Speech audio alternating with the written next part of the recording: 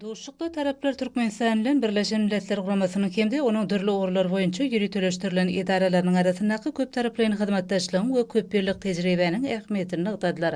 Türkmenistana içeri we daşary siýasatyň esasy ugurlary, Milli Parlamentiň Birleşen Milletler Guramasynyň düzüm birlikler we beýleki awraýly halkara guramalary bilen parlament işini, milli kanunçylygy kämilleşdirmek, bilelikdäki maksatnamalaryň taslamalary durmuşa geçirmek babat alınıp barlayan işler bilen tanışdyryldy hemde parlamentary gatnaşyk kanun çykarjylyk, parlament işine tejribe alşmagy, şeýle hem dürli ugurlarda hyzmatdaşlyk etmäge bolan mümkinçilikleri aral maslahatlaşmaga ýardam edýändigini atarly. Doğuşçuğun dowamyna şeýleň ikinji ýarmyna Türkmenistanyň geçiriljek Birleşen Milletler Guramasynyň deňde çykargaty bolmadyk ösüp barýan döwletler boýunça maslahatyny hemde onuň çäklerini parlament forumuny ýokary derejede geçirmek üçin alınıp barlayan guramaçylyk we taýýarlyk işleri barada pikir alşyldy.